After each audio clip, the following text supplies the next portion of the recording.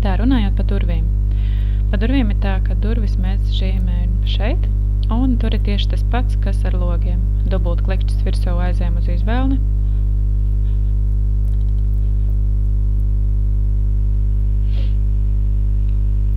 Un šeit mēs varam izvēlēties durvju veidu. Vienvirus vienkāršas durvis, tās ir šeit te atrodās. Ir vēl te dažādi veidi, bet visbiežāk izmantojamās ir tādas, kas ir pavisam vienkāršās durvis.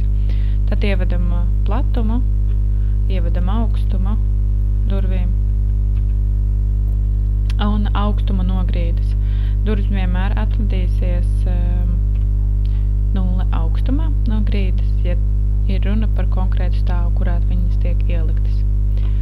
Pasakam OK, un tieši tāpat kā ar logiem, ievietojam no sākuma brīvi iekšā sienā, pēc tam viņas iezīmējam, tad mēs viņas pārvietojam ar drag opciju līdz stūrītim tuvākajam, un tad, kad mēs zinām noteikto attālumu, ja attālums noteiktais, piemēram, ir 900 mm, tad mēs ievedam iekšā šo te attālumu. Mums viņa atrodas noteiktā attālumā.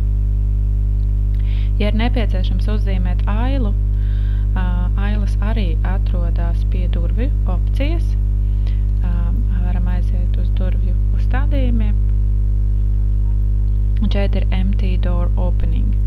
Tas nozīmē to, ka šeit ir nevis durvis kā durvis, kas ir šāda tipa, bet gan ailas.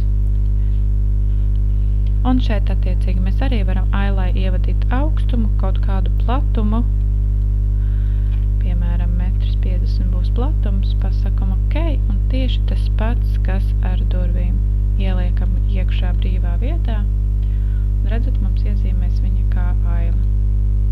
Aizējam līdz stūrītim, pārvietojam noteiktā attālumā, kāds mums ir zināms. Tajā brīdī, kad mums vajag zīmēt kaut kādus griestus, griestus vienmēr zīmē stāvu augstāk. Ja mums ir paredzēts projektā tikai viens stāvs, tātad mēs attiecīgi pirmajā stāvā zīmējam griestus. Pārējam uz pirmo stāvu, lai mums būtu šāds te caurspīdīgs redzams, ja gadījumā jums nerādās, tad attiecīgi tālāk atkal nospiežam vienu klikšķi uz pirmā stāva, ko mums vajag redzēt caurspīdīgu, caur labo taustiņu Show as Trace Reference. Un tad mums parādīsies caurspīdīgs tas pirmais stāvs, lai mēs varētu uzzīmēt griestus. Attiecīgi ņemam grīdas opciju.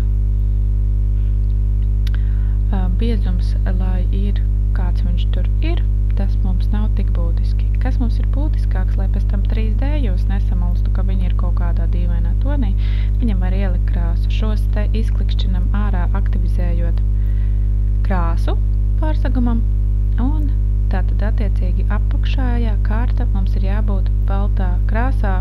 Ja gadījumā jums ir paredzēta cita krāsa, tad attiecīgi var ielikt citu krāsu. Sakam OK, un tieši tāpat kā mēs to grīdu zīmējam, tāpat arī griestus. Apējam apkārt vajadzīgajam laukumam, un mums parādās, šeit ir zila līnija, jūs redzat, tie ir tie mūsu uzzīmētie griesti.